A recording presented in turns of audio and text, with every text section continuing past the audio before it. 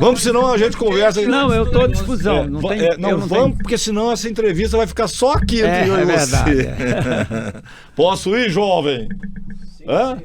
Sim, senhor? Sim, senhor. Ou não? Ou assim, você ainda tem alguma dúvida? Não. Tá valendo, então? Vamos embora. Tá bom. Então vamos lá.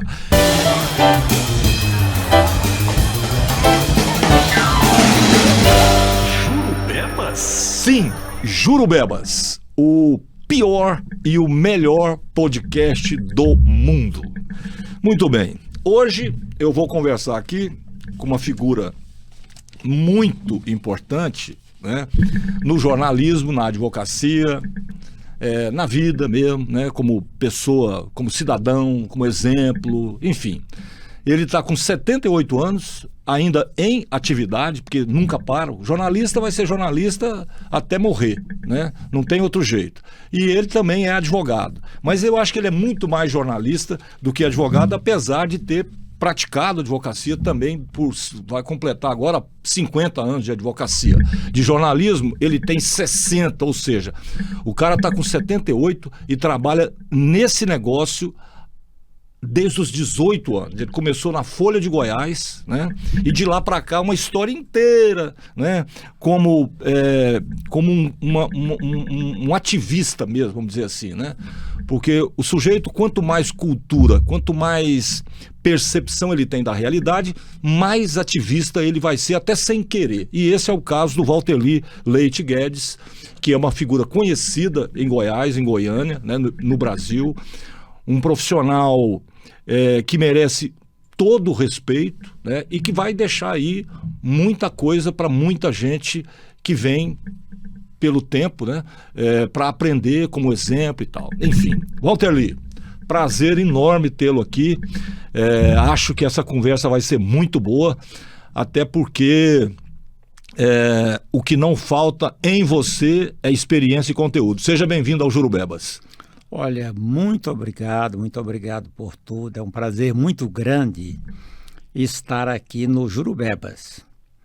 Foi a Carla Radi que fez o contato comigo, uma grande jornalista, minha amiga, já trabalhamos juntos em mais de uma oportunidade, uma delas na revista Hoje, uma revista que fundamos aí. De modo que eu estou feliz de estar aqui, estou à sua disposição. Walterli, eu não sabia, você é Tauá no Ceará? É Tauá mesmo que chama? Chama-se Tauá. Tauá. É uma cidade, a povoação antiga, cidade de Eu Tauá. nunca tinha ouvido falar nesse nome, Tauá. Pois é, e é uma cidade importante. É do Nordeste, é uma das mais importantes do Nordeste. Nunca ouvi falar de Tauá. Eu falo assim brincando, mas é uma cidade linda, sabe? Uma cidade linda atualmente. A povoação tem já um pouquinho mais de 300 anos, né? Antes eram os índios, né? Tauá é uma argila.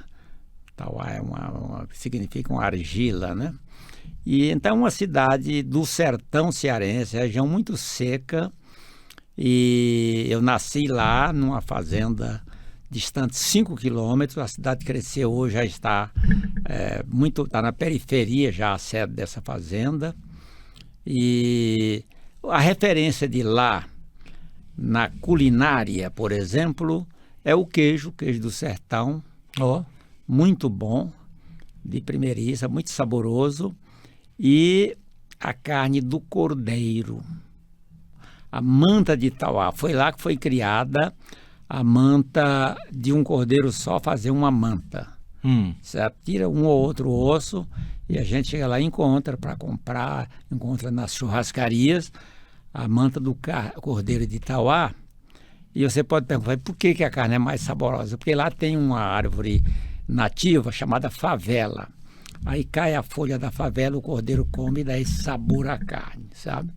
É uma povoação muito simpática, muito alegre. Eu tenho parentes lá ainda dos dois lados. Do lado do meu pai, família Guedes, e do lado da minha mãe, a família Leite e Alencar.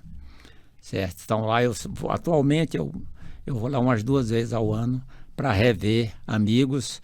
Eu tenho primas que moram em Fortaleza, mas mantenho uma casa lá, com essa finalidade, a gente ir lá, descansar, se encontrar, relembrar o passado, né? Eu saí de lá aos 6 anos. e para vir para Goiás. Então, eu gosto sempre de ir a Tauá. É uma cidade que hoje tem entre 70 e 80 mil habitantes. Tem faculdades, sabe? 70 a 80 mil habitantes? A 80 mil habitantes. É uma cidade média, né? É uma cidade média, tem faculdades, tem várias emissoras de rádio, sabe? Tem cursos de pós-graduação. É uma cidade evoluída, uma cidade culta. Tem Museu dos Inhamuns. A região se chama Inhamuns. É na fronteira com o Piauí.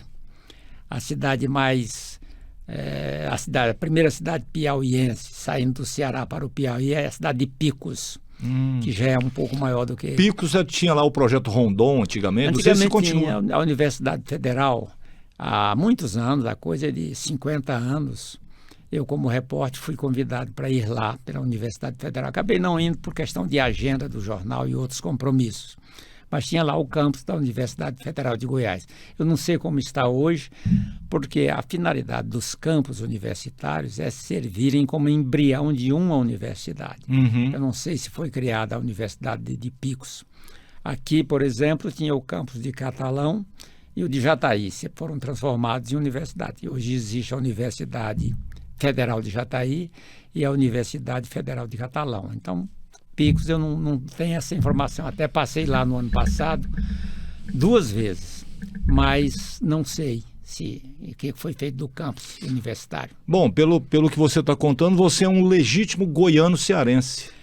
Não é porque você saiu de lá com 6 anos? Quer dizer. Hoje eu já me considero mais goiano. Eu gosto muito de lá, mas eu me considero mais goiano e eu tinha dúvidas. Aí há uns 20 anos...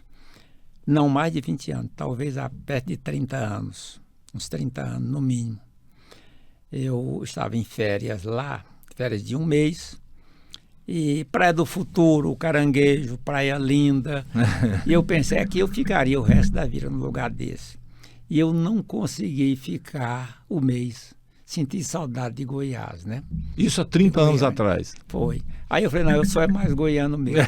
Quando eu cheguei aqui pesando, eu tinha 6 anos, magrinho, eu sou magro até hoje, eu devia pesar, não sei, mas devia pesar uns 15 quilos. E hoje já pesei mais, mas depois de um tratamento que fiz de câncer, então fiquei mais magro. Mas hoje eu peso 4 vezes os 15, né? Eu peso 60 quilos, de forma que eu me considero... 75% goiano e 25% cearense hoje. Essa é a verdade. Walter Lee, você, como jornalista, né, você começou muito cedo e tal, e é óbvio que na sua idade, né, depois de toda a experiência que você adquiriu ao longo da sua carreira, e como todo jornalista, e como todo bom jornalista, né, você sempre foi uma pessoa que observou aí o seu entorno, viu mudanças e mais mudanças chegarem, se instalarem, e a sociedade evoluir para melhor ou evoluir para pior, né, por conta dessas mudanças e tal. Como é que você, no alto da sua experiência, já com seus 78 anos, como é que você está vendo esse mundo que está se apresentando agora para os terráqueos, vamos dizer assim, né? com tanto radicalismo, com redes sociais, com tantas possibilidades de comunicação, com acesso que jamais foi imaginado à informação, tanto a boa informação como a informação de má qualidade. Como é que você está olhando isso? Como é que você está vendo isso? Você me fez recordar uma conversa que eu tive há quase 50 anos, uma conversa de umas 3 horas com Cora Coralina, lá na Casa Velha da Ponte. A única vez realmente que eu conversei assim com ela demoradamente. E sobre esse mesmo tema, se o mundo e tal está melhorando ou não, ela me disse uma frase da qual eu nunca esqueci. Ela disse o seguinte: os tempos, com a voz já arrastada um pouco, os tempos de hoje são muito melhores do que no meu tempo e vão ficar melhores ainda. Então eu sou um otimista, eu acho que o mundo vai melhorar. Quando a gente acha que era muito melhor, mas era muito melhor para uns e para outros não é? Antigamente, né? Nós tivemos a primeira Constituição brasileira em 1824. Era uma Constituição ainda hoje considerada boa, avançada, mas ela não tinha um dispositivo sequer referente à escravidão, à escravização de pessoas. Então, os escravos eram desconhecidos pela Constituição, né? A Igreja Católica era dona de escravos. Aliás, o maior plantel de escravos que existia na época era da igreja. Talvez. Em Goiás, nos anos de 1800, no começo dos anos de 1800, o maior proprietário era o comendador Joaquim Alves de Oliveira, fundador do primeiro jornal goiano e um dos primeiros do Brasil, o primeiro do Centro-Oeste e um dos primeiros do Brasil, o Matutina Meiapontense, Joaquim Alves de Oliveira. Ele tinha por volta de 200 escravos na fazenda Babilônia, em Pirenópolis, né? Era tido como um proprietário de escravos evoluído, bondoso, porque ele procurava alimentar bem esse plantel de escravos e ele dava os domingos para que eles trabalhassem para eles mesmos em terras da fazenda. Então eles plantavam, colhiam, isso aos domingos. Então isso significa que eles não tinham um dia sequer de folga o tempo todo, né? O domingo trabalhavam para eles mesmos, davam interesse ali para eles e trabalhavam. Então ele foi na época ele, não era a igreja, era ele que era o dono do maior plantel de escravos. Mas é possível que em termos de o país todo, Dom Pedro II teve uma babá que era uma escrava, tá? Ele era o futuro imperador do Brasil, mas ele chamava às vezes a atenção dele, não é chamar a atenção, mas ele não faz isso, menino, e tal, sabe? Era uma escravizada, né? De forma que a nossa Constituição não falava nada sobre isso. Então, quando a gente fala que os tempos estão ruins, não. A humanidade, de um modo geral, o conjunto aí, está sempre nesse período de guerra, mas guerras também existiam naqueles tempos, né? De forma que eu acho que o mundo está ficando melhor. As comunicações estão melhorando, né? Eu iniciei num tempo que era bem mais rudimentar a comunicação. O rádio era mais ou menos como hoje mesmo, né? A televisão estava começando, que ela surgiu no Brasil nos anos de 1950, e em Goiás surgiu no começo da década de 60, né? A televisão. Mas a telefonia, por exemplo, né? Há 50, 60 anos a gente ligava para a Telefônica, a Radional, salvo engano, que depois se transformou em Telegoiás. A gente ligava pedindo uma ligação e a atendente dizia, vai demorar 3 horas. Então, hoje você... Que sofrimento, né? É um sofrimento. Você pega o celular a qualquer hora e você mesmo disca para o Japão e fala uma ligação boa. Então, as comunicações evoluíram muito. Eu acho que o mundo está melhorando. Quando a gente fala, por exemplo, existem pesquisas que mostram que o padrão de vida só melhorou, né? Mas, por outro lado, o ser humano está sendo exposto a um planeta que está cada dia pior.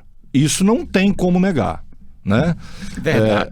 A gente melhorou nas comunicações, melhorou muito, né? Agora, era de se esperar, por exemplo, muita gente acreditava que com a chegada das redes sociais, por exemplo, né, com a circulação da informação, assim, então agora vai ser ótimo, porque agora todo mundo vai saber tudo rapidinho, né?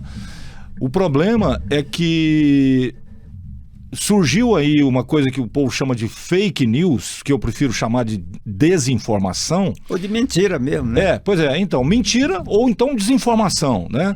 Ou seja, da mesma maneira que você recebe uma coisa boa por um canal que é rapidinho, funcional, que funciona perfeitamente bem e tal, você recebe também um bando de desinformação, ou seja, para pessoas que não estão preparadas para aquilo, elas vão sendo construídas em cima de mentiras. É verdade, né? É isso mesmo. Ou seja, então, nesse aspecto, você como jornalista, porque o que acontecia quando você estava no jornal escrevendo sobre alguma coisa?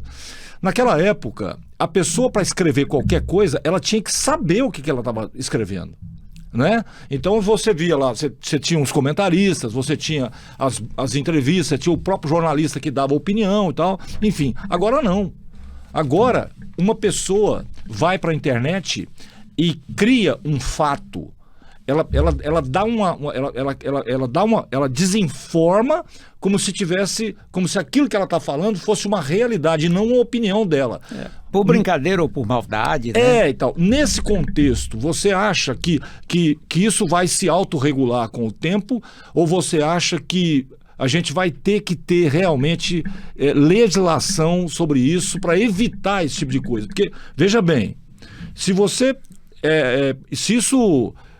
esse tipo de coisa continua, nós podemos afirmar que um monte de gente está sendo prejudicada. Por exemplo, o Brasil tem quase 20% da população brasileira que acredita em terra plana. Walter Lee, depois de milhares de fotos, depois de milhares de satélites aí estarem fotografando o planeta o tempo inteiro, depois de fotos tiradas por sondas que foram para o espaço aí, pois não tem um bando de gente que acredita que a Terra é plana. Não tem um monte de gente aí que acredita que vacina faz mal para a saúde. Ou seja, o cara pega lá um caso em 1 milhão de uma intercorrência qualquer que levou alguém a óbito, e aí vacina não é boa, salvou 999 mil pessoas e uma pessoa só faleceu por conta de uma intercorrência qualquer. Quer dizer, é aquele efeito colateral de 0,001. E aí não criaram no planeta inteiro uma população de anti-vac, que eles falam, que é os caras que são anti-vacinas, dizendo os maiores absurdos sobre vacina. Quer dizer, você acha que isso vai se autorregular? Olha, é o seguinte, as mentiras, elas não são novidade. A novidade é a evolução do técnica das comunicações, a rapidez. Mas as mentiras são desde que o mundo é mundo, né? Sim. Tem as mentiras. Eu vou lhe dar aqui um exemplo que foge um pouco do que nós estamos falando, mas um exemplo de mentira. O presidente Getúlio Vargas, quando no tempo da ditadura dele, que foi de 30 a 45, né? O jornalismo no Rio de Janeiro, basicamente o Carlos Lacerda e tal, os adversários dele inventaram que ele tinha cometido um assassinato no interior do Rio Grande do Sul. Se fosse hoje, seria rapidamente desmentido, não é? Mas naquele tempo era mais complicado, lá na fronteira e tal. Bem posteriormente é que se descobriu que um xará dele realmente tinha feito isso. Ele, naquele dia do crime, ele era deputado estadual no Rio Grande do Sul. Então, são as fake news que vêm desde antigamente. Agora, você pergunta sobre a regulamentação. Eu acho o seguinte, os jornais impressos, as emissoras de rádio e de TV, quando elas noticiam algo, dizem algo, elas têm responsável por aquilo. Claro. Existe muito aí processo de indenização por danos morais e tal, e as coisas funcionam, isso está o tempo todo funcionando. Então, se é assim com esses veículos, por que não com todos os meios? Então, ou seja, com qualquer cidadão. A pessoa solta uma mentira pela internet aí, é preciso que ela seja responsabilizada. Não é questão de liberdade de informação. Liberdade de informação, mas liberdade de mentir não pode ser assegurada por lei, né? Então, eu acho que isso aí, que está sendo muito discutido, vai ser regulamentado. Eu acho que vai ter uma regulamentação para não causar danos, porque houve casos, eu me recordo que tempos atrás, na cidade de Santos... uma pessoa foi linchada. Foi linchada na rua. Então, é um crime cometido... Absurdo por conta de uma mentira. Por conta de uma mentira. Você lembra disso, né? Lembro. Isso acontece o tempo todo.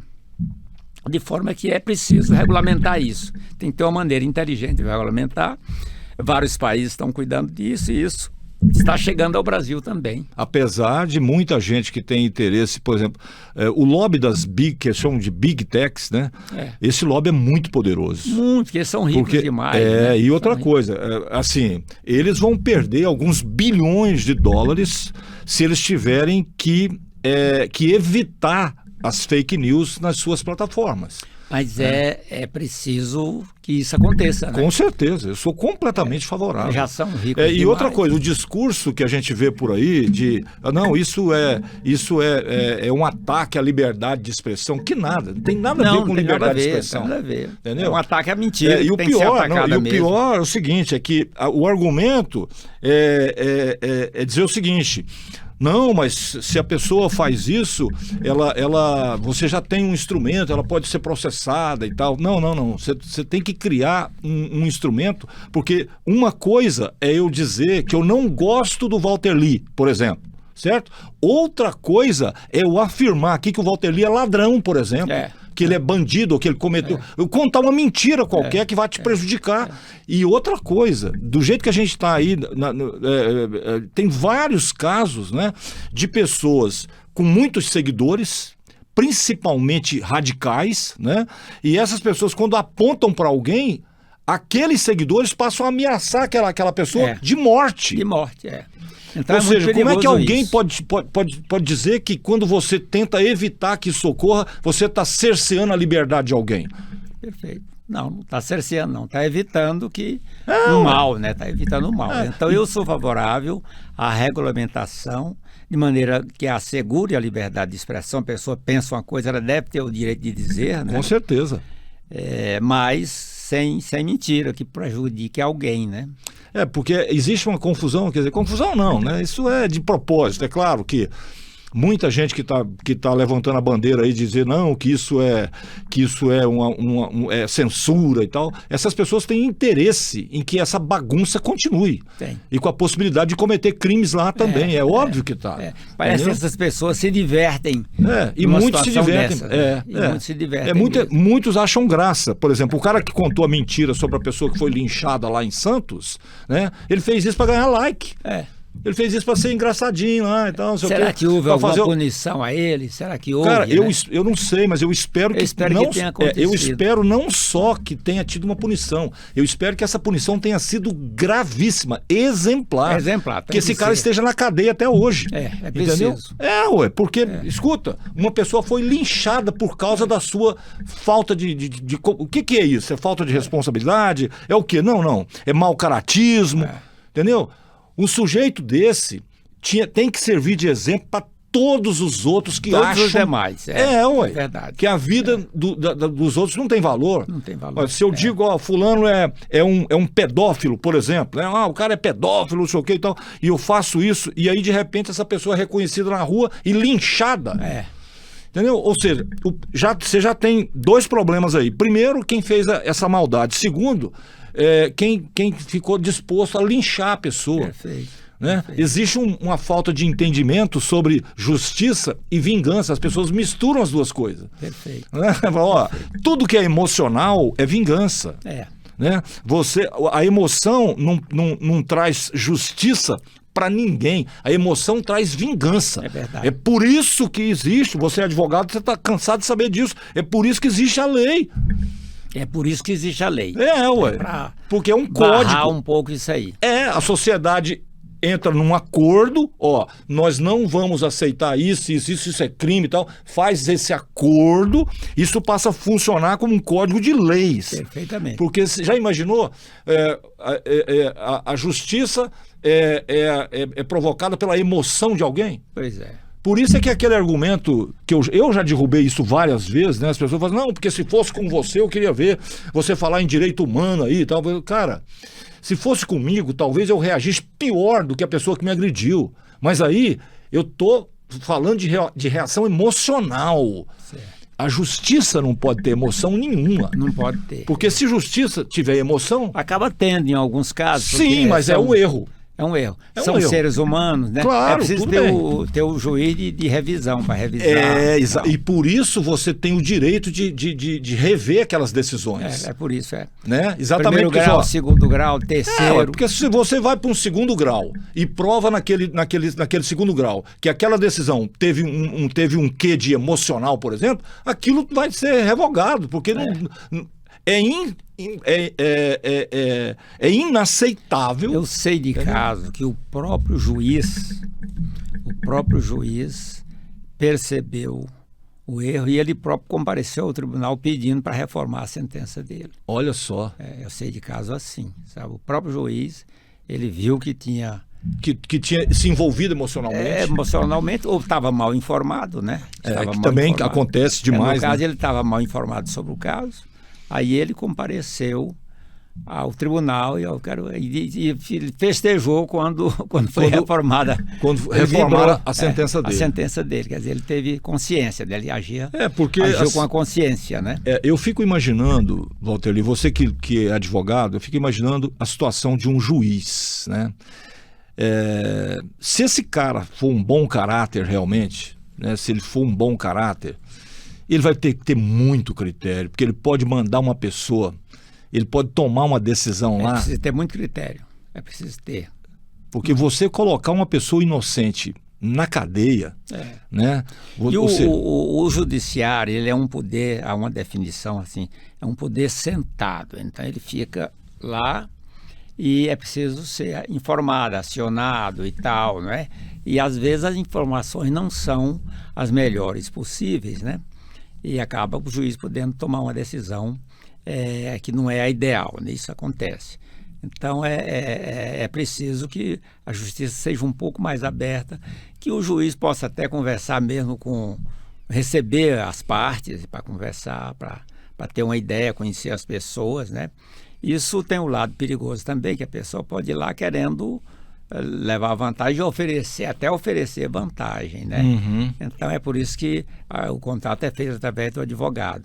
Mas eu acho que seria bom o juiz ir lá na casa do acusado, ir lá conversar, ir na casa... Se inteirar da realidade, né? Se inteirar da realidade, Quanto mais se inteirar, melhor. Mas a lei já dá uma proteção a isso aí, que ninguém pode ser, por exemplo, submetido a um julgamento sem que tenha um advogado. Se ele não pode contratar, o juiz nomeia um dativo para fazer aquele papel, né? Para cumprir esse papel. É preciso que haja o contraditório, o princípio do contraditório, a contradição. Um diz uma coisa, outro diz outra, e o juiz vai tirar a sua conclusão. Né? Isso é importantíssimo para a tomada de decisão dele. Muito importante, muito importante. De maneira que isso aí evoluiu muito também, sabe?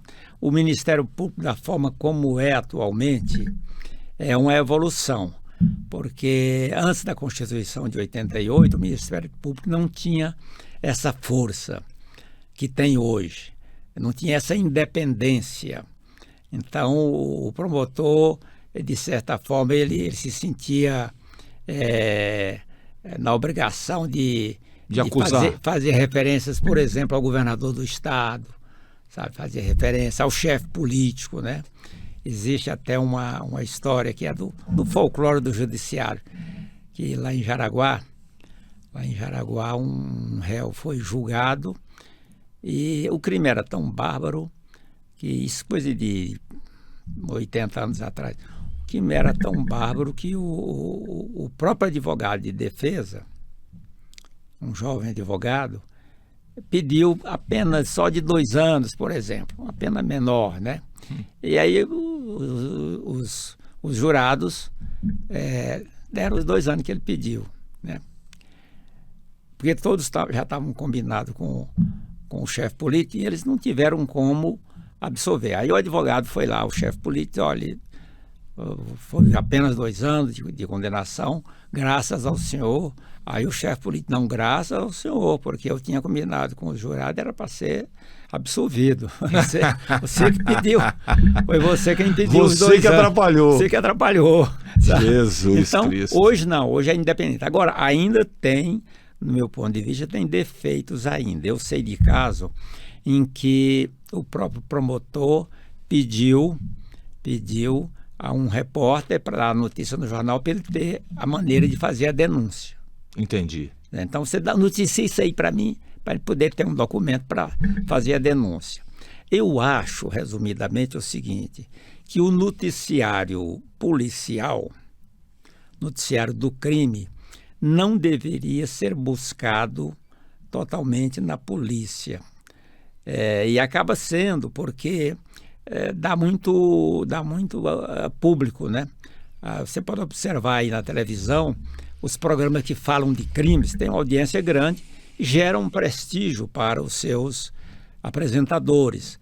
o Datena, agora é candidato a prefeito de São Paulo e Basicamente isso. Basicamente a gente chama isso no jornalismo de mundo cão. Mundo cão. É. Acontece que muitas vezes, alguém é acusado, apontado pelo noticiário como tendo cometido um delito. E não é apontado, verdade. E aí, como o judiciário vai apurar tudo aquilo, demora, 2, 3 anos depois, essa notícia que não era verdade. Mas já saiu na imprensa e algumas pessoas leram na imprensa e não leram o desmentido 2 anos depois. Então fica com a impressão que aquele cara cometeu o crime. Daí eu defendo a tese de que, embora eu seja da imprensa, eu seja da Associação Goiana de Imprensa para defender jornais, e os veículos todos e também os profissionais, nós não somos uma entidade corporativa, como, por exemplo, um sindicato de trabalhadores, cuida dos trabalhadores. Nós cuidamos dos veículos também, da defesa da liberdade para os veículos também. Então, eu acho que essas notícias deveriam ser buscadas no judiciário com base na sentença do magistrado. Uhum. Se possível, quando o processo estiver transitado em julgado, porque também o juiz é raro, mas acontece de cometer o erro judiciário, né? Uhum. Então, para não cometer essas injustiças com pessoas que acontecem todo dia. Eu Por exemplo, de acredito que apontar. todo dia, esses programas apontam suspeitos como criminosos. como criminosos. É isso mesmo. Suspeito E como outra criminoso. coisa, se eu não estou enganado, isso é proibido pela lei. O suspeito, ele é proibido assim. Não é que seja, não pode fazer, né? Não é assim a proibição. É que a pessoa apontada pode entrar com um processo contra o veículo e contra quem escreveu a matéria, né? Porque eu vejo um altíssimo grau de irresponsabilidade. Você pegar um caso de polícia, né, um boletim de ocorrência, por exemplo, de alguém que está sendo acusado, por exemplo, de um estupro, né? Beleza. Ou o furto, né? O furto, o estupro, o assassinato, o um crime de pedofilia, sei lá. Você vai lá, né, pega aquele boletim de ocorrência e transforma aquilo numa notícia. Quando você dá os nomes das pessoas, você está condenando elas. Está condenando. Mas porque não tem outro jeito, você está condenando, ou seja, você está dizendo 90% de quem está escutando não entende a palavra suspeito como suspeito, repara isso. Né?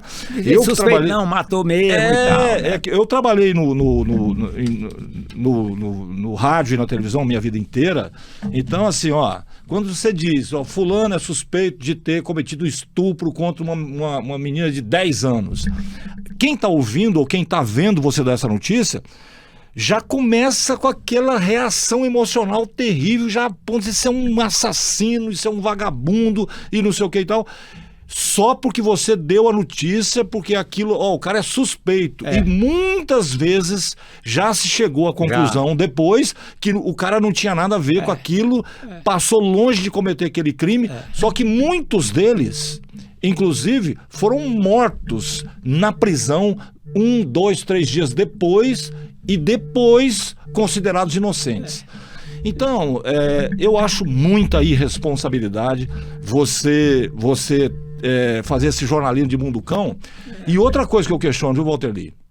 Eu até queria saber a sua opinião sobre isso, que é o seguinte: qual é o benefício para a sociedade que isso traz? Benefício, né? Qual é o benefício para as pessoas? Eu me recordo de coisa de quase 30 anos, isso foi por volta de 86, ali no Bosque dos Buritis, perto de onde é feita a feira do Ateneu. Hoje, por exemplo, é dia de feira lá, é terça e sexta. Mas aí, naquela época, o cara era um andarilho. Ele encontrou ali no bosque uma menina desmaiada e pegou nos braços e ia levando para pedir socorro, né? E aí pensaram que era um estuprador. E saiu nos jornais a foto dele, saiu nos jornais, tal, estuprador e tal. Aí, no dia seguinte, veio o desmentido. Não, o cara era só correndo, era um andarilho e tal. Eu fiz um artigo sobre isso, saiu no Diário da Manhã, sabe?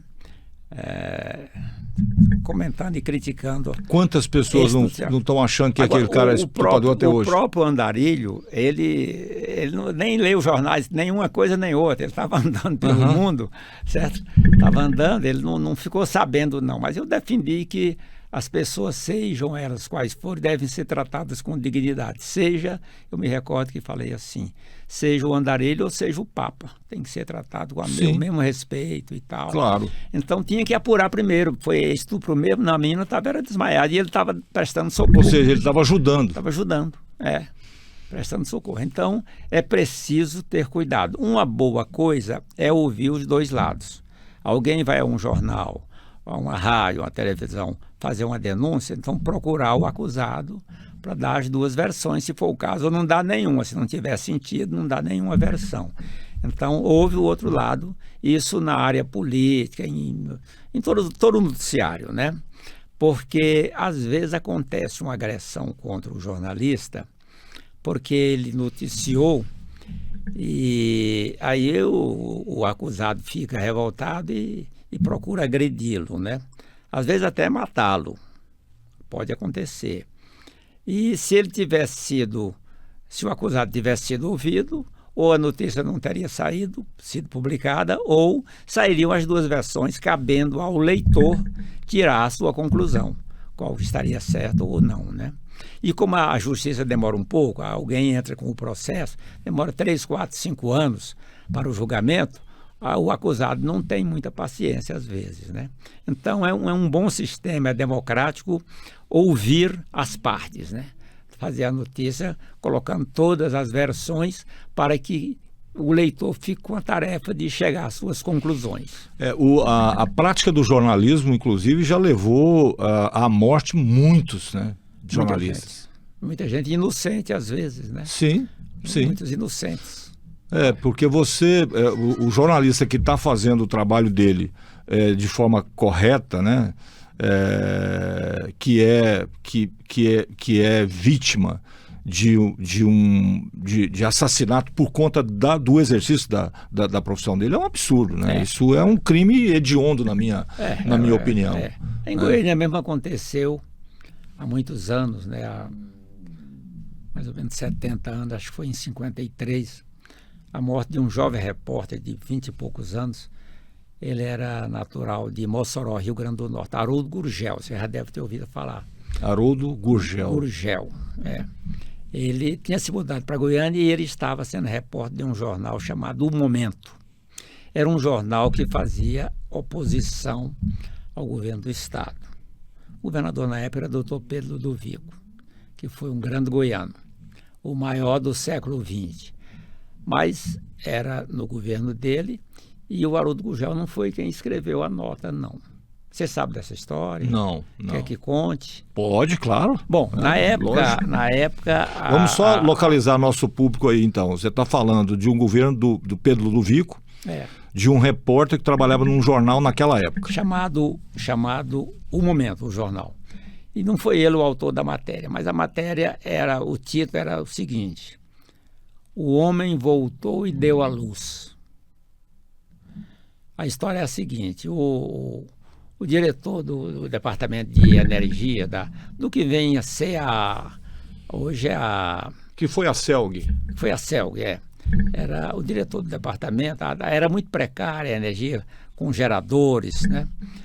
Tinha também uma usinazinha do Jaó, mas a maioria era geradores. E então desligava os geradores de tal a tal hora. E o diretor desse departamento, que era um amigo correligionário do Dr. Pedro, ele sentiu uma dor de dente e mandou ligar o gerador para o dentista atendê-lo. Aí saiu no jornal, que era contra o governo, o homem voltou e deu à luz. Aí os jagunços, ele botou uns jagunços para matar o dono do jornal. Era alguém da família Vaz. Esses jagunços de quem? Do Dr. Pedro? Não. O jagunço quem contratou foi o diretor chamado Pedro Arantes. Família aí de Rio Verde, né? Então, ele contratou os bandidos, os jagunços, e aí saíram procurando no centro de Goiânia. O jornal era ali pelo centro, a sede. Aí de cara encontraram aonde depois foi aquele prédio do Beck na Praça do Bandeirantes. Sei onde ali era um lote vago. Aí encontraram esse repórter lá, Haroldo Gurgel, o nome dele. E ele foi foi executado ali sem saber por quê, porque não foi ele quem escreveu essa nota, sabe? Há poucos anos, seus familiares de Mossoró estiveram em Goiânia para levar os restos mortais para sepultar lá em Mossoró. Eu pretendo ir a Mossoró para visitar o túmulo e fazer alguma coisa sobre isso. Ele não pode ser esquecido, deveria ter alguma coisa em Goiânia em homenagem a ele, sabe? Haroldo Gurgel tinha, acho que uns 22 anos. Ou seja, é um absurdo, né? Absurdo. E a pessoa que pagou os jagunços para cometer o crime, ele foi punido? Pois é, não foi. Ele ficou por aí, ele foi punido pela opinião pública, sabe? Foi punido pela opinião pública, ele ficou mal visto, porque o criminoso, muitas vezes, ele sente a punição pela opinião pública. Sim, né? sim. Às vezes, o cara cometeu um crime grave. Eu acredito que todo mundo, em maior ou menor grau, tem alguma consciência. Então, ele mata alguém. Se alguém matá-lo, resolveu o problema até dele, porque ele vai ficar com esse problema o resto da vida, com esse peso na consciência. Não existe caso assim, sabe? Nesse caso aí, a pessoa que foi assassinada não teve um reconhecimento público, porque não tem aí nenhuma homenagem feita a ele. Precisa ter. Né? E o autor dessa façanha também não foi punido pela lei, né? Não foi. Rigorosamente não foi. Na época, houve muita exploração, era natural. O pessoal da oposição, né? A oposição aproveitar aquilo para fazer na época, oposição auê ao Pedro do Vigo. Ao Pedro do Vigo. Então, eu há 50 anos, vão ser completados nesse mês de agosto, está completando 50 anos, eu fiz um estágio de conclusão do curso superior no Congresso Nacional, abrir lá um estágio para estudantes de último ano de Direito, no caso da Universidade Federal, onde eu estudei, eram 2 vagas. Aí eu fui escolhido e o Vilmar Rocha também, nós fomos juntos lá para Vilmar Rocha, que foi deputado depois. Foi deputado depois, Ele é político, aí é professor universitário, professor da mesma faculdade. Gente boa ele, né? Gente muito boa, muito meu amigo, eu considero como irmão. Aliás, ele é um político muito diferente, né? Assim, ele sempre foi. Ele é diferenciado, é um político... um político sério, útil, estudioso, leva muito a sério, é de primeiro o Vilmar, sabe?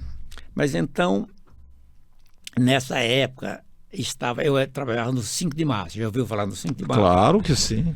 Aí eu trabalhava lá, a gente ficava a semana inteira, fim de semana vinha para Goiânia, e o jornal me deu a licença para ir para lá e fazer matérias lá no Congresso. Eu entrevistei, por exemplo, o Leone Mendonça, que foi senador por algum tempo no lugar do próprio Toper Mival Caiado, mas eu conversando com o Mival, entrou esse assunto do Haroldo Gurgel, e ele até sorrindo disse que eles pegaram o caixão, o corpo, levaram para a porta do palácio e tal, ele fez um maior auê para levar vantagem eleitoral. Usando o cadáver.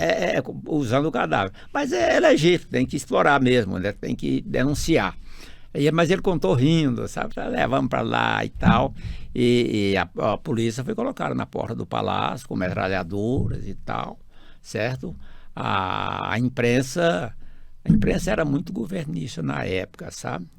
Então, os irmãos Câmara, seu Jaime e o Câmara Filho morreu pouco tempo depois, uns 4 anos depois.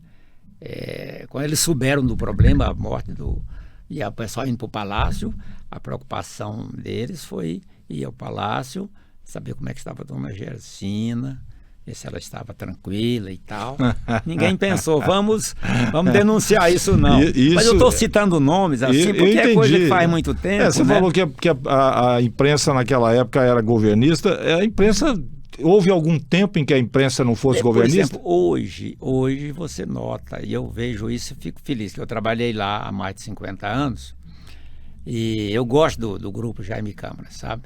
É um pessoal, tempos atrás, há uns 10 anos, houve um boato que eles estavam vendendo, e eu não gostei daquilo, mas depois foi desmentido e tal. Eu acho que tem que ficar com eles, que eles completaram... agora eles estão com 94 anos de Goiás, que eles chegaram em 1930, com a Revolução de 30, né?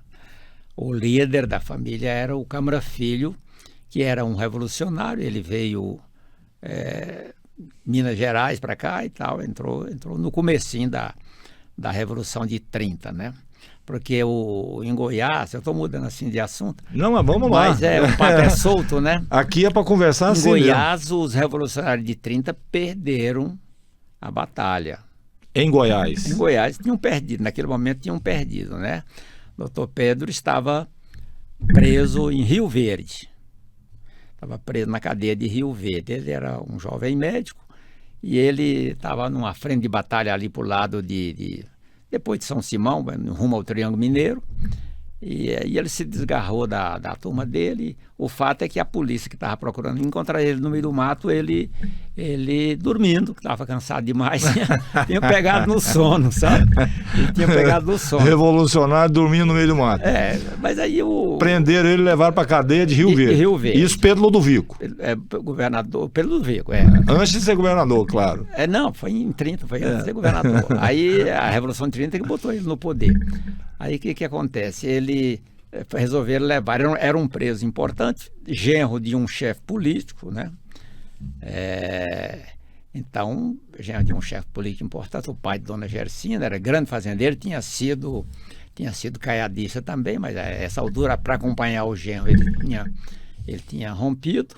Então, ele foi levado num Fordzinho pelo próprio, que vem a ser hoje secretário de Segurança Pública. Eram dois, era o secretário e um outro alto assessor. O secretário era o César da Cunha Bastos, lá de Rio Verde. Era o chefe de polícia, que chamava na época. Eles iam levando ele para a cidade de Goiás. As comunicações eram muito devagar naquela época, mas lá na cidade de Goiás tinha o telégrafo já. Aí naquela igrejinha que tem para cá de Goiás, uma igrejinha que é assim, num elevado assim, né, em Areias, lugar ali uns 5 quilômetros para cá de Goiás, ou um pouco mais. Ali o outro carro vinha da direção contrária, os dois pararam para conversar, e ali foi dada a notícia para o César da Cunha Bastos de que o Getúlio tinha vencido e tinha assumido o poder no Rio de Janeiro. Aí ele resolveu soltar o Pedro Ludovico ali mesmo, perdemos a eleição. E foi muito gentil com o doutor Pedro, porque ele o convidou para ir de carona até a cidade de Goiás. E a mãe do doutor Pedro morava lá, né?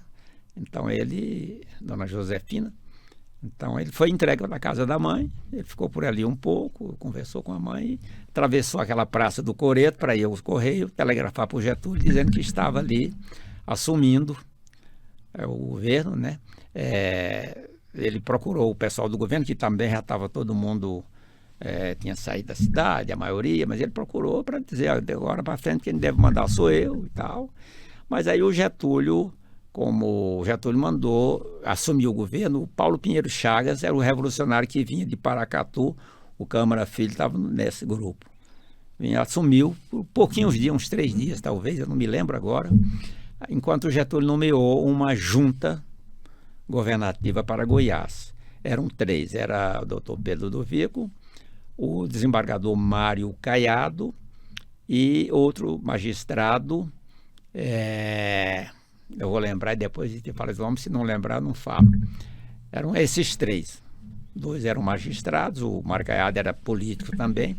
Curiosamente, era um Caiado que não seguia a orientação do chefe da época, que era o Totó Caiado.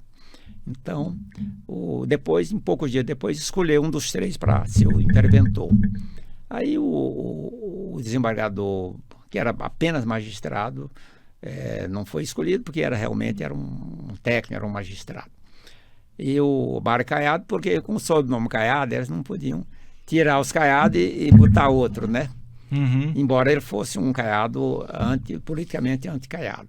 Aí sobrou para o doutor Pedro, e o doutor Pedro foi depois eleito indiretamente pela Assembleia com base na nova Constituição, que houve uma Constituinte em 34, né?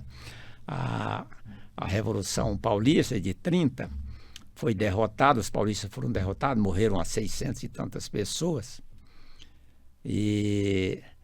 mas esse movimento provocou a convocação de uma Assembleia Nacional Constituinte. Aí a eleição indireta, o doutor Pedro foi eleito pela Assembleia, ficou no governo, e ele foi o único de todos aqueles que assumiram em 30 que ficou os 15 anos no poder. O outro... Doutor Pedro Ludovico ficou os 15 anos. Ficou os 15 anos. Os mesmos 15 que o Getúlio ficou. O que ficou o segundo em tempo foi um governador chamado Punaro Bley do Espírito Santo. Ficou 12 anos, mais ou menos, sabe? Então, ele ficou esses 15 anos, e o que deu muita força a ele foi a construção de Goiânia, né? Porque era uma novidade em termos de Brasil. Era a Revolução de 30 mostrando algo revolucionário, construindo uma nova cidade, uma nova capital. Isso deu muita força ao doutor Pedro, foi a grande obra dele.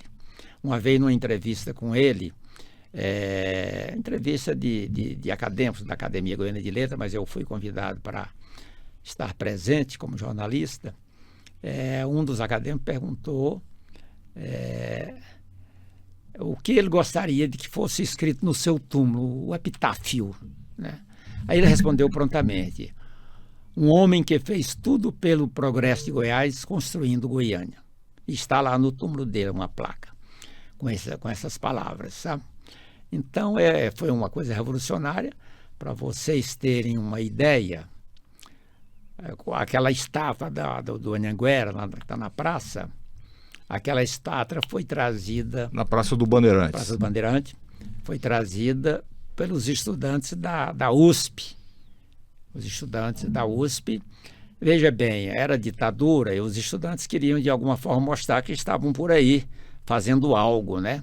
Atualmente, por exemplo, o movimento estudantil não tem relevância nenhuma, mas naquele tempo tinha. E depois, em 64, tinha grande relevância, né? Tinha grande importância. Eu me lembro do presidente da UNE em Goiânia, Aldo Arantes, visitando Goiânia. O Palácio colocou um carro, placa preta, à disposição dele, era uma autoridade, o presidente da UNE. Bom, mas então os estudantes vieram fazer a entrega da placa. E o orador, em nome dos estudantes,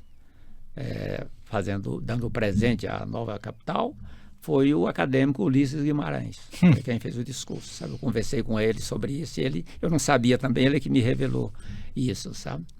Então, era a maneira dos estudantes, de alguma forma, aparecerem. Então, Goiânia era uma novidade em termos de Brasil, e fez com que, eu acredito que isso tenha contribuído muito para que o Dr. Pedro seja o único que ficou os 15 anos. E em 1950 ele voltou a ser governador. Foi novamente de 50 a 55. Não foi até 55 que ele saiu para ser candidato a senador. Em 47 ele foi eleito senador e depois novamente... Ele ficou no Senado por quanto tempo? Ele foi cassado em 69. Era senador. Pela Revolução. Quer dizer, pela Revolução? Pelo golpe militar. Pelo golpe militar, né? Pelo golpe militar. Ele foi cassado em 69. De maneira que ele foi uns 3, 4 anos entre 45 e 50. Ou em 45 ou 46. Foi em 45, não, em 46. Final de 46, ou começo de 47. A gente esquece as coisas. Foi eleito um que não era político, que foi o Coimbra Bueno, engenheiro da construção de Goiânia. Então, as oposições, o DN, esse pessoal aí, Alfredo Nassi e tal, colocaram um jovem e tal, e ele ganhou de Juca Ludovico, primo do doutor Pedro, que era caiadista. Coimbra Bueno. O Coimbra Bueno ganhou. Uhum. O Juca era deputado caiadista em 30, mas aderiu ao primo, né? Ele era muito governista, né? Um bom governador, foi bom governador, mas ele era sempre governo. Em 64 veio, ele foi da Arena e tal, e foi candidato contra o Íris em 65, perdeu para o Íris. Ele era bom governador, bom administrador, mas não era muito habilidoso politicamente, porque em 60 ele perdeu novamente para o Mauro Borges, para o filho do Pedro Ludovico. Ele foi candidato em 60. Então perdeu para o o filho do Pedro do Vico. Mauro Então, Borges foi outro governador muito importante para Goiás. Vamos né? falar um pouco sobre ele também. Né? Agora, antes de você começar a falar do Mauro Borges, eu queria, num determinado momento da sua fala, você se referiu ao Pedro do Vico como o maior goiano do século XX. Eu entendi bem isso? Foi isso mesmo que você disse? Isso mesmo, maior do século XX, não, na minha opinião, né? Mas é consenso isso aí, porque ele governou Goiás por 19 anos, porque ele construiu Goiânia, basicamente, né? Construiu Goiânia, ele fundou Goiânia, que é hoje uma cidade com 1,5 milhão de habitantes, mais ou menos, né? Uma cidade importante e que teve uma relevância muito grande para o desenvolvimento de Goiás. Eu conversando com ele uma vez, ele disse que a ideia dele seria construir mais no centro do estado, ali entre Porongatu e Gurupi, porque evitaria o movimento para criar o estado de Tocantins, se ficasse no centro. A opinião dele, né? O Mauro não foi favorável também à criação do estado do Tocantins. Mas essa discussão do estado de Tocantins, ela já existia naquela época? Não, ela é bem mais antiga, ela era bem mais antiga, né? Desde o tempo do Brasil. Ele já queria, o Pedro Vico queria colocar Goiânia ali naquela situação para evitar que Goiás perdesse aquela área. Ficaria mais unitário o estado, né? Entendi. Mas essa discussão, ela vem de muitos anos, do tempo do Império, esse movimento do Norte, porque o Norte é uma outra realidade. Existia um desembargador... Acontece quase que a mesma coisa com o entorno de Brasília, né? Que queriam criar outro estado. Ali não faz sentido, é porque Brasília atrai muita gente e não tem oportunidade para todos, sobra gente para o entorno. Ou então a pessoa tem oportunidade, mas trabalha lá e mora no entorno. E também aqueles que ficaram marginalizados. Por isso que o governador Joaquim Roriz fez aqueles assentamentos lá, umas 9 ou 10 cidades satélites, Ceilândia, Recanto da Zema e outras mais, né? Aquela que a gente vai chegando do lado esquerdo, chegando a Brasília, é muito grande aquela lá.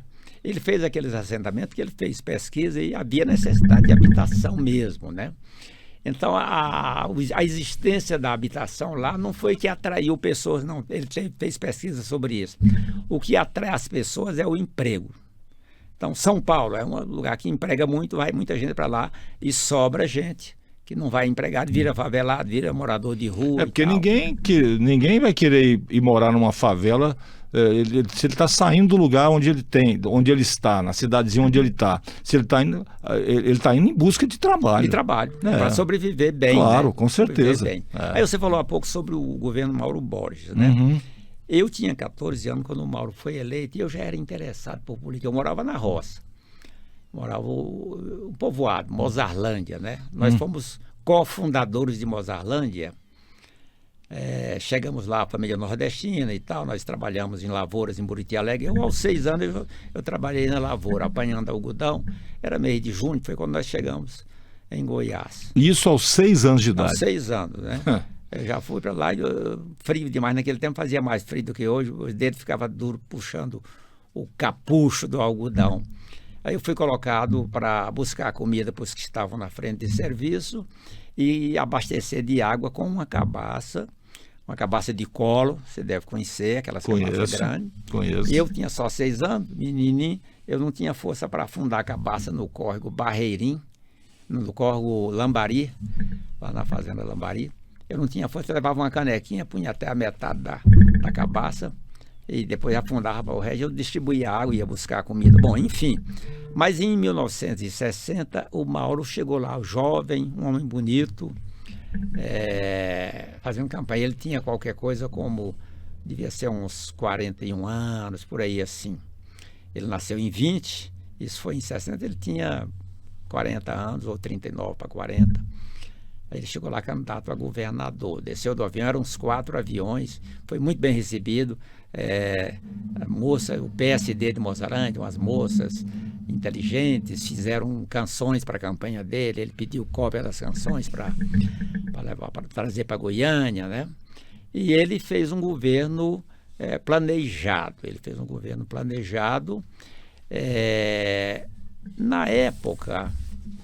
naquela época, a economia de Goiás era muito diferente de hoje, né? Era muito diferente. O Estado, embora fosse pobre, assim, a renda do Estado não era alta, mas o particular era menos ainda a renda. Então ele criou, por exemplo, a Casego, Companhia de Armazéns e Silos do Estado de Goiás, porque o particular não construiu o armazém. Hoje a gente viaja, veja esses silos, a gente vê esses silos modernos aí pelo interior. Naquele tempo eram armazéns comuns, um barracão e tal, porque o Estado teve que fazer para dar apoio aos produtores, né? Então foi realmente um governo bem avançado do Mauro Borges. A gente pode conversar isso talvez em outra oportunidade, não sei o seu tempo aí, como é que está, né? Mas a gente pode conversar sobre isso. Eu acompanhei bem o governo dele, ele criou o CERN, por exemplo, ele criou um jornal diário, eu fui revisor desse jornal quando eu tinha 17 para 18 anos, fui revisor e peguei gosto pelo jornalismo, exercendo o jornalismo mesmo. Era já o jornalismo ali. Ele criou o Diário de Goiás, talvez você nunca tenha ouvido falar. Não, o Diário de Goiás nunca ouvi falar. Eu acho que ninguém tem uma edição desse, um jornal moderno, trouxe jornalistas de fora para melhorar o conteúdo do jornal, um jornal concorrendo com os demais, sabe? Esse jornal, ele existiu aqui por quanto tempo? Até via ditadura, né? Até via ditadura. A ditadura inviabilizou. O Mauro apoiou a ditadura no primeiro momento. E tudo isso tem uma explicação por que ele apoiou, né? Tudo isso aí tem uma explicação.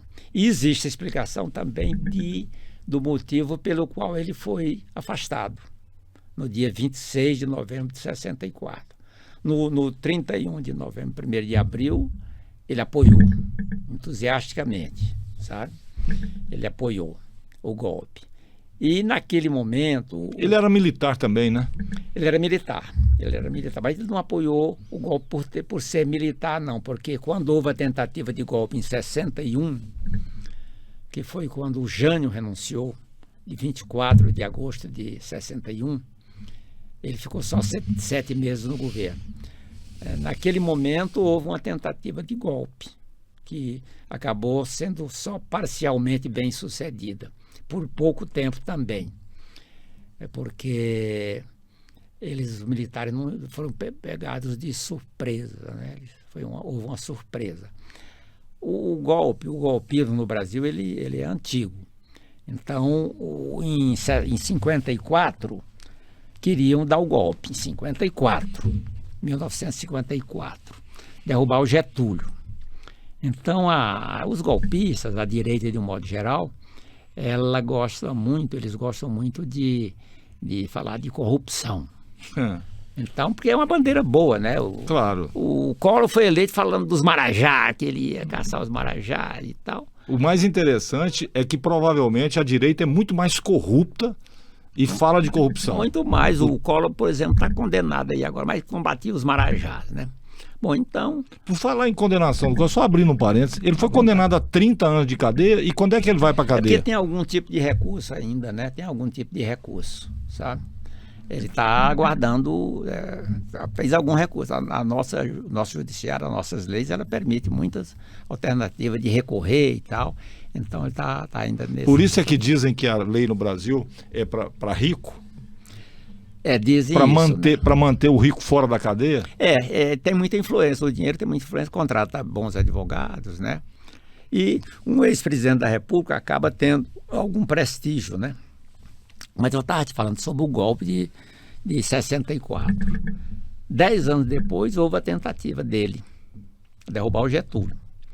O Getúlio era um cara muito culto, muito experiente, muito competente, viu? Você pode ter certeza disso. Ele quando estudante em Porto Alegre, o general Manuel Vargas, que era o pai dele, o general Manuel Vargas mandava a mesada para ele em Porto Alegre, mais da metade do dinheiro ele comprava de livros. Era um cara muito estudioso. E você pode perguntar, o general Manuel Vargas, o pai dele era um general do exército? Sim, era um general, não por bravura, porque participou da Guerra do Paraguai, não é porque fez muitos cursos, não. E foi indenizado com glebas ali na fronteira, a família é de fazendeiros até hoje. As devolutas que existiam no país pobre, pagava dessa forma. Mas então houve a tentativa de derrubar o Getúlio. O Palácio do Catete é lodo, está em cima de uma camada de lodo, é muita sujeira e tal, dizendo que era corrupção. E eles iam derrubar o Getúlio mesmo, a coisa caminhava para isso, porque a aeronáutica tomou iniciativa autônoma lá por conta dela, abriu um inquérito lá sobre sobre a tentativa de matar o Carlos Lacerda, né? Quando foi atingido um capitão, ou major que espontaneamente dava segurança para o jornalista Carlos Lacerda, era um jornalista muito importante. Então, o cara dando segurança, foi morto lá quando tentaram matar, pegou um tiro na perna do Lacerda, não morreu. Mas aí, isso foi no começo de agosto, no dia 24 de agosto, o Getúlio cometeu um suicídio político. O suicídio dele foi político, foi para ele virar a página daquilo ali. Queriam derrubar, ele suicidou. A multidão que na rua pedia a derrubada dele passou a chorar pela morte dele. Porque o povo é muito emotivo, né? O povo vai na onda ali e tal. Então passou a chorar. Então frustrou a tentativa de golpe. Mas o plano continuou. O desejo continuou. Aí houve uma surpresa em 61. O presidente Jânio, ele gostava muito de beber. Numa vez... Eu sempre tive a impressão que o Jânio Quadros, ele tem problema mental, eu acho. Acredito que todos temos, né? Claro. Em maior ou menor grau. Você me parece que é zero de loucura. Mas zero, mas tem... Conheceu ele ainda. Ah, é? Eu pensei que você ia dizer assim, ó, Léo, você, por exemplo, é 99%. Não, eu achei que você era zero. Agora ele tá me falando. Tá no testemunho. Não, mas o Rodrigo que ele fala, Rodrigo você não tá dando o escreve. testemunho dele. Escreve não. Rodrigo, você não leva ele em consideração, Mas não. o Jânio... O Jânio, ele gostava tanto de beber que uma vez, numa entrevista como essa aqui, um dos repórteres perguntou: por que o senhor bebe tanto? E ele disse: bebo porque é líquido. Nossa Se fosse sólido, eu comeria. comeria e tal. Então, ele bebeu um pouco a mais e resolveu renunciar. Parece-me que ele achava que a multidão ia para a rua querer a volta para ele implantar uma ditadura. Jesus Cristo. Mas aí o pessoal achou que foi bom. Aqui em Goiânia, eu morava aqui já tinha 15 anos. Eu ouvi o estampido dos foguetes, assim, 3, 4 da tarde. Aí todo mundo perguntou: o que é? Por que o foguete? Aí é porque o Jânio renunciou e tal. O pessoal tá todo mundo ficou feliz. Pô, mas aí os militares golpistas disseram: é agora e tal. Aí não queriam a posse do Jango. O Jango estava cumprindo uma missão na China como vice-presidente. E ele demorou a chegar ao Brasil, foi rodeando, dando tempo ao tempo para prepararem o terreno para ele vir. Aí houve uma negociação, foi implantado o regime parlamentarista. Foi uma maneira de tirar os poderes do... Eles que não foi queriam um a posse. golpe, né? De qualquer jeito foi um golpe. Foi golpe, mas o parlamentarismo foi uma maneira que acharam de tirar poderes do presidente da República, no caso, o Jango, né? Porque o Jango era o herdeiro político do Getúlio. Então, esses militares golpistas não queriam um getulista lá. Então, queriam evitar. Aí ele assumiu, depois houve um plebiscito. O primeiro-ministro foi o Tancredo Neto, foi escolhido primeiro-ministro, muito habilidoso e tal. Foi assim, mas não ficou muito tempo. E você está acompanhando aí a política atual, o Congresso pressionando o presidente, querendo administrar o orçamento. Sempre foi assim. Então, o primeiro-ministro, se não houver um contrapeso, por exemplo, derrubou um primeiro-ministro, o presidente convocar novas eleições, como acontece na França, por exemplo, sendo assim, o Congresso não iria correr o risco de perder o mandato para se candidatar de novo. Mas não era assim. Então, pressionava o primeiro-ministro, querendo vantagem, isso e aquilo, e o cara pedia demissão, saía do cargo. Aí teve vários primeiros ministros. Teve o Hermes Lima, que foi ministro do Supremo Tribunal Federal, uma grande figura, um homem sábio. E o último primeiro-ministro era um político lá do Rio Grande do Sul, chamado Brochado da Rocha. O sobrenome dele era conhecido por Brochado da Rocha. Então, ele foi foi indicado pelo Jango, depois houve um plebiscito, acabou o parlamentarismo, né? Eu sou favorável ao regime parlamentarista com esse contrapeso que eu estou te falando. Porque no parlamentarismo, dessa forma, pode existir crise no governo, mas ele troca facilmente, né? Então a crise é temporária e no sistema atual tem que aguentar um mau presidente por muito tempo, por exemplo, né? Bom, então nós estávamos falando antes, era sobre o Mauro Borges, já falamos, né? Já falamos sobre o Mauro Borges, sobre o golpe de 64, você tinha perguntado. Bom, mas eu estava falando sobre o golpe. 54, a tentativa, Getúlio suicidou politicamente e frustrou o golpe. Em 61, foi dessa forma que eu te falei. Aí eles foram preparando para 64. Que foi quando efetivamente ocorreu. Agora, o Mauro Borges apoiou a posse do Jango em 61, botou a Rádio Brasil Central, os meios de convocou outras rádios e conseguiu fazer a rede goiana da legalidade pela posse do Jango. E foi por isso que ele foi que depois ele ficou mal visto pela Revolução de 64. Pelos que golpe de 64. Deram o golpe de 64, eles, por exemplo, o Meira Matos, que veio aqui substituí-lo, estava em Cuiabá. Estava morando em Cuiabá. Foi transferido. Ele era de Brasília, prestigiado, tentou o golpe, foi uma espécie de punição do governo seguinte, mandou ele para Cuiabá. E aí ele veio de Cuiabá para assumir o governo de Goiás, né? E o Mauro então apoiou, e o pessoal da oposição, as chamadas oposições coligadas. As oposições coligadas eram quem? Era o prefeito de Goiânia, o doutor Hélio de Brito, da UDN, era o deputado Alfredo Nasser, aquela turma.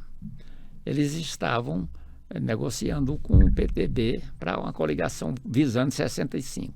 O Mauro achava que ele, tendo apoiado a posse do Jango, ele deveria indicar um ministro para Goiás, e ele indicaria. E houve um ministro para Goiás, mas no parlamentarismo, e foi o ministro da Justiça, foi o Alfredo Nasser.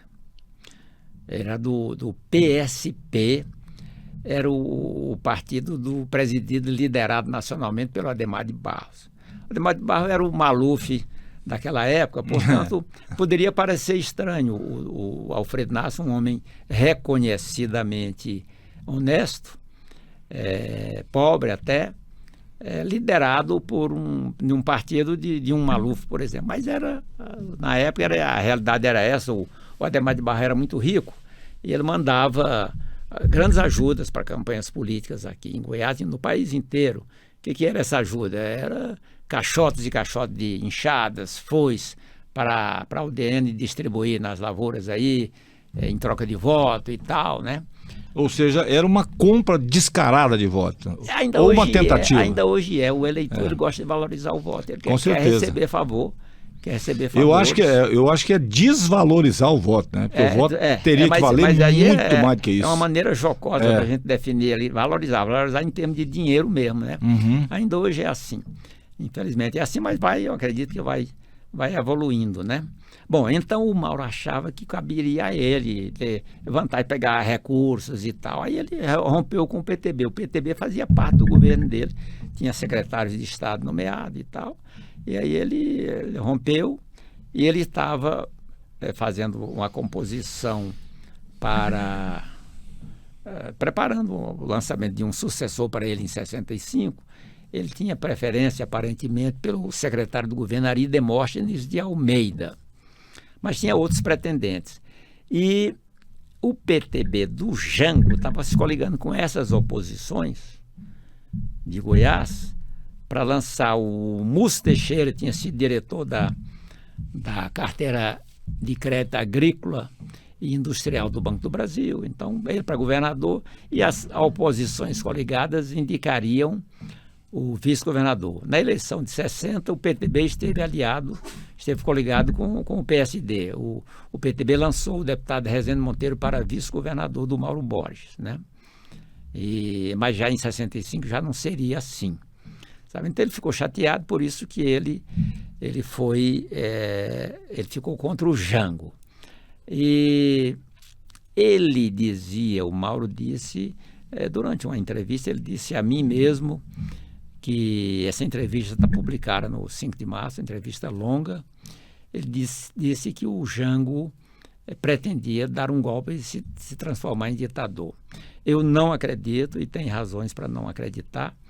E diria para você até que há poucos anos, 2, 3 anos, o jornalista Hélio Gaspari escreveu um artigo em que ele citava lá o general Assis Brasil, que era o chefe da Casa Militar do Jango, que ele foi encarregado pelo Jango eles sabiam do golpe em preparo, em curso, a tentativa do golpe, o golpe que acabou acontecendo. Então ele tinha encarregado o general Assis Brasil de fazer contatos com governadores para evitar o golpe. E por telefone ele tinha falado com o Mauro e tal, que o Mauro me deu a entrevista contando isso aí. Está publicada. O Mauro, ele dizendo que precisava preparar um esquema militar, e o Mauro entendeu que era para implantar a ditadura. Na realidade... Era para evitar. Para evitar, pelo que disse o Hélio Gaspari, era para evitar.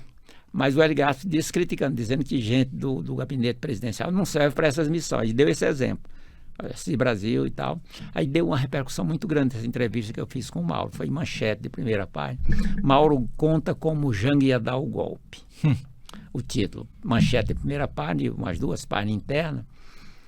E aí a imprensa nacional procurou o general Assis Brasil, velhinho, ele foi exilado, foi caçado, estava velhinho, sobreviveu no exílio, no exterior, dando aula de matemática, ele era professor de matemática.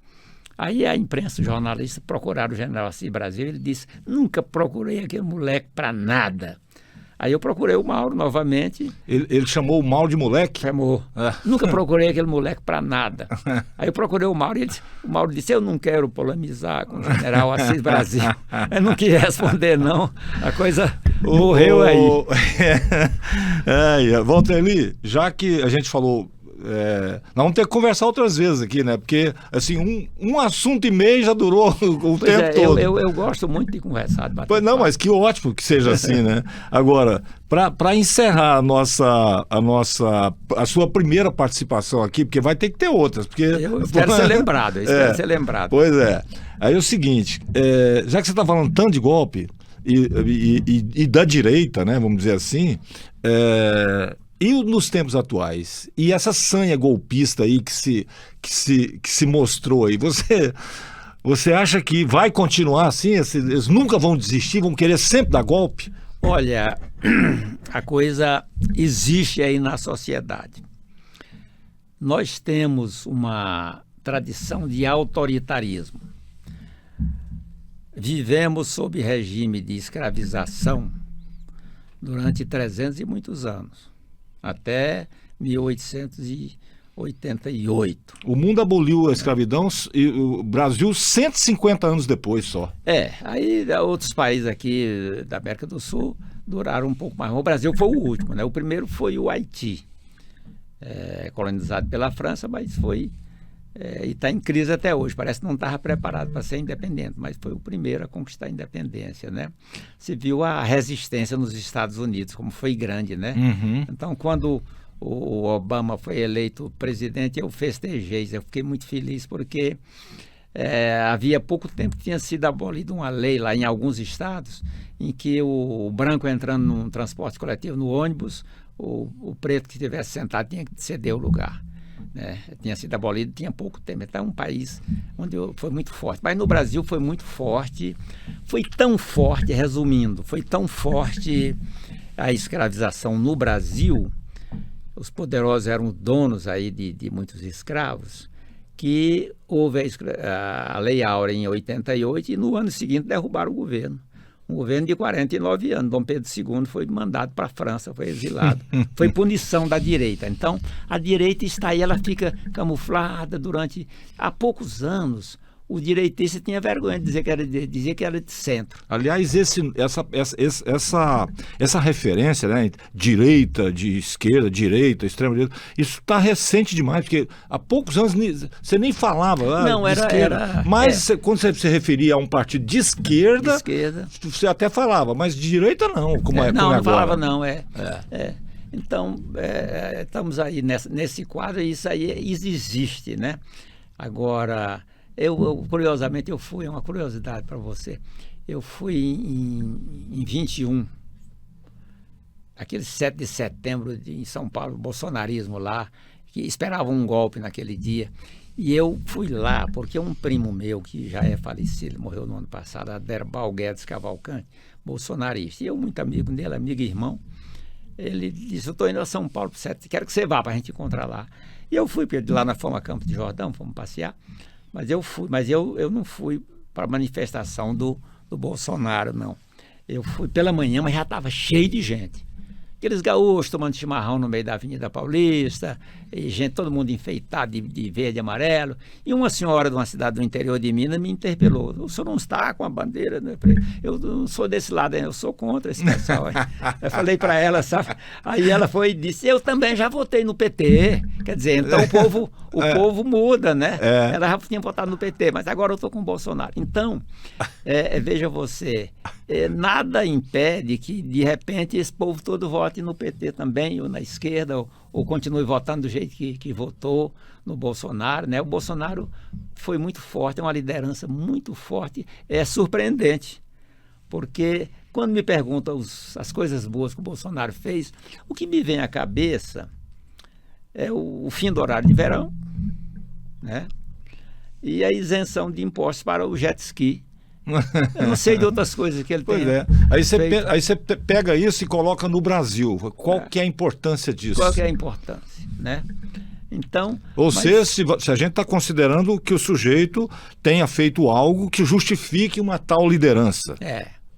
O que ele fez para justificar? O que é isso, né? E ele não, se ele tivesse conseguido dar o golpe, o pessoal dizendo aquele movimento na porta dos quartéis, aquilo não era golpe, a pessoa estava lá com uma garrafinha d'água, estão dizendo isso aí. Não, aquilo era golpe mesmo. Agora, tanto era golpe que o presidente havia dito, se não tiver voto impresso, não terá eleição. Era um golpe ou não, né? Isso aí. Claro que era golpe. Claro que era golpe. E outra coisa, imaginemos que ao invés daquela turma ali, fosse o MST que tivesse tomado as portas dos quartéis. Não teria durado 3 dias. Mas não vamos tão longe, não vamos ao MST, não. Vamos falar em termos dos professores. Sim. Eles aceitariam eles lá, fornecendo água a eles e acolhendo? Não. É porque a corrente golpista dos quartéis queriam o golpe mesmo, né? Queriam o golpe. Mas o golpe seria contra o Bolsonaro. Vou te explicar, na minha opinião, pelo seguinte, na de 64 foram 5 os presidentes, todos os 5 generais de 4 estrelas. Uhum. Esses generais não iam querer ter um ditador, o capitão que expulse do exército, né? Não iam querer isso, né? Então ia ser contra o próprio Bolsonaro, mas ele queria mesmo o golpe, ele tentou de todo jeito e armou o esquema de tal forma que ele estivesse no exterior para ele ser chamado, para vir assumir, né? O secretário de Segurança Pública de Brasília tinha sido ministro dele. O cara assumiu em 1º de janeiro, no dia 8 já estava nos Estados Unidos fazendo o quê? Era para ser discreto, não dizer. Agora, você, na sua experiência como jornalista, você viu alguma coisa tão mal ajambrada como isso? Os caras deixaram provas pelo caminho, celulares com mais provas e mais gravavam. Tudo, eles se autogravavam lá fazendo... Ou seja, você já viu alguma coisa... Não te lembra, vamos dizer assim, o exército de Branca Leone, não? Assim... Lembra. Eles pisaram na bola, né? Agora, 4 anos antes, aquele general Vilas Boas, da cadeira de roda, lembra? Eu sei. Muito forte. Aquele, na minha opinião, é o principal golpista. Ele ia dar o golpe e ia conseguir. Não houve o Supremo, o Brasil, Deus é brasileiro, o Supremo tomou uma providência que, ao meu ver, eu não tenho informações maiores, mas a minha opinião, assim, a minha conclusão, uma decisão política de manter o Lula preso. Se soltasse o Lula para ele ser candidato, aquele general daria o golpe. E o general disse isso, aí tem até livro já sobre isso, sabe? Ia dar o golpe. Aí, os 4 anos, aí a coisa facilitou para o Lula voltar, houve resistência e tal, né? E também o mérito do Lula, o mérito maior, é que só ele ganharia do Bolsonaro. Qualquer outro candidato daqueles teria perdido. Então, esse foi o grande mérito do Lula. E você acredita, então, que se em 2018 o Lula tivesse candidatado e ganho uma eleição, aí teríamos um golpe? Não seria nem candidato. O golpe seria antes da eleição. Antes da eleição. Agora, você vê, assim, alguma... Então, deixa eu fazer. Essa vai ser a última, realmente, a nível de pergunta. À vontade. Você acha que, no cenário internacional, um golpe no Brasil se sustentaria por quanto tempo, você acha? Olha, os países, eles não têm amigos, eles têm interesses. Então, o país que tivesse interesse com o Brasil, econômico, assim, qualquer que seja ele, manteria as relações, talvez com uma certa má vontade, né? Mas manteria as relações, o relacionamento, não teria problema não. Sustentaria, podia ter resistência, algum país poderia esfriar o relacionamento, né? Mas sempre foi assim. O Brasil estabeleceu relações, voltou a ter relações com a Rússia, com a China durante a ditadura, né? Muita questão de interesses econômicos. Agora, Valtelli, eu já disse isso para algumas pessoas. E parece que talvez algo parecido tenha passado pela cabeça de alguns militares que foram contra o golpe, né? Agora, eu acho que nos dias atuais, qualquer um que der um golpe no Brasil, usando forças armadas e tal, tem que contar com uma coisa que eles nunca contaram, com uma reação bruta por parte da população brasileira. E hoje, veja bem, hoje você consegue, o principal instrumento de uma reação é a comunicação. Hoje você consegue isso com muita facilidade. E não só isso, hoje você aprende a fazer uma bomba aqui na internet de forma muito simples, ou seja, então... qualquer um que der um golpe no Brasil vai enfrentar uma guerra de verdade. Aí é o seguinte, a comunicação, como nós já vimos aqui, ela pode ser dos dois lados, funciona dos dois lados. Não, eu acho o seguinte, as Forças Armadas, elas não são unanimemente golpistas, não. Quem foi o maior líder de esquerda do Brasil, historicamente, um capitão do Exército, Luiz Carlos Prestes, né? O general Lott, Henrique Batista Dufles Teixeira Lott, o general Lott, ele deu um contragolpe quando queriam implantar ditadura na queda do Getúlio, por ali assim, não, na eleição do Juscelino. As Forças Armadas essa corrente golpista foi contra o Juscelino, sabe? Que foi o maior presidente, no meu ponto de vista, da história do Brasil. E o Lott era seu ministro, foi nomeado depois ministro da Guerra, ele evitou o golpe, ele deu o contragolpe em 55. E o Juscelino assumiu, houve aquela revolta de Aragarças e Jacareacanga, que foi o primeiro sequestro de avião do mundo, né?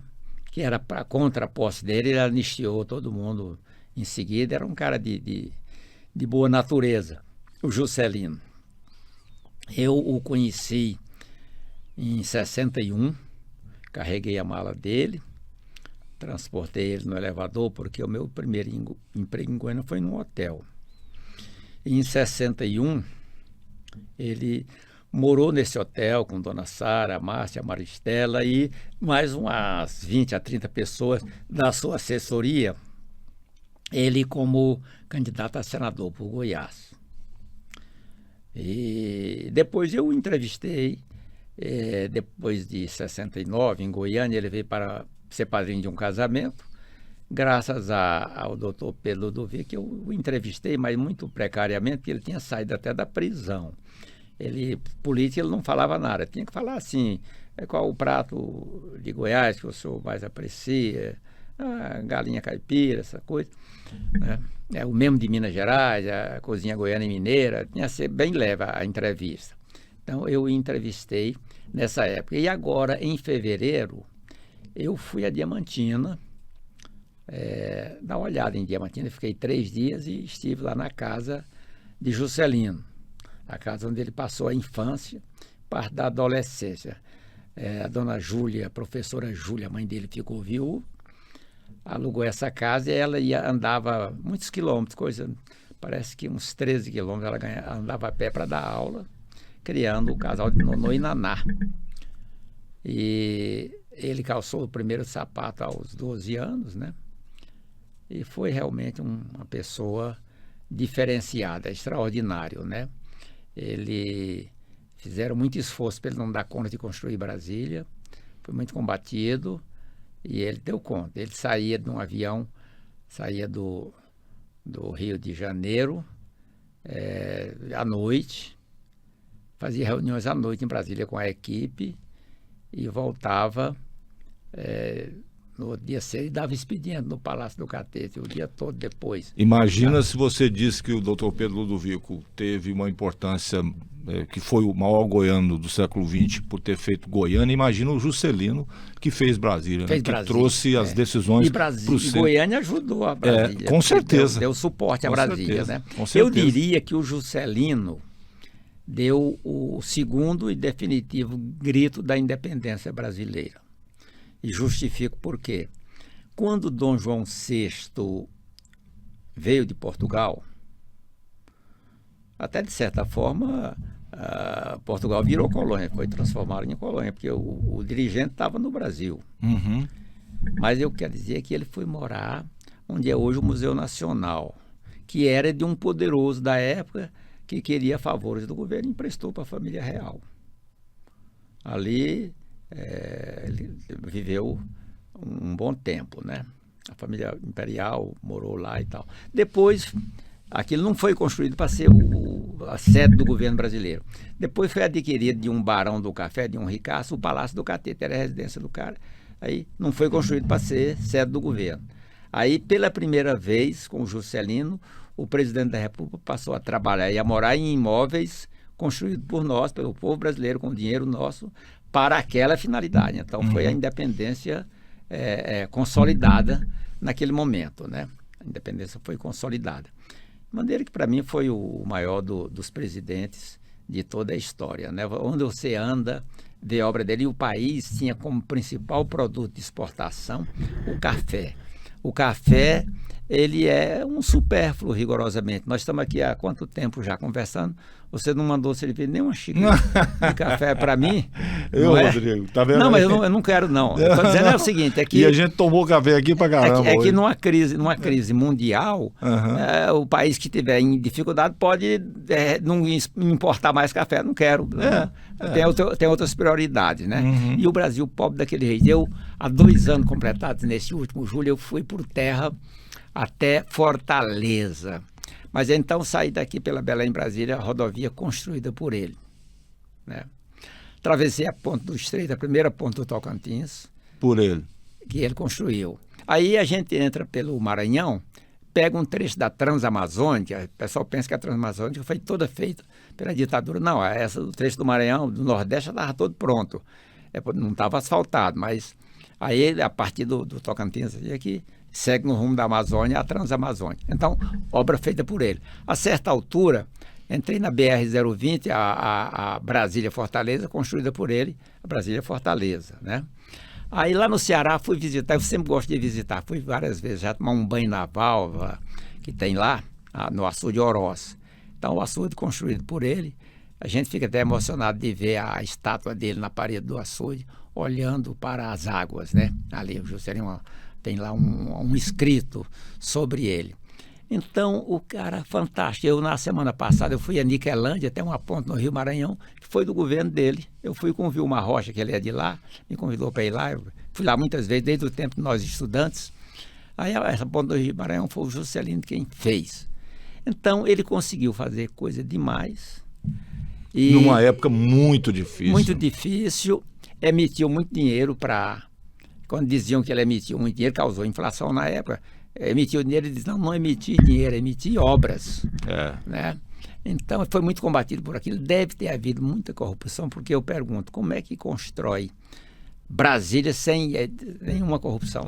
Impossível. Impossível. Agora, não quer dizer que ainda foi mais ele. No Brasil, né? Ele, a própria ditadura que o caçou, depois reconheceu que ele foi um homem honesto, sabe? Com certeza. Foi um homem honesto. Então, e aí a direita da época aproveitou para dizer que era um mar de corrupção e tal. E com essa conversa elegeu o Jânio, sabe? Contra o general Lott. O general Lott não era...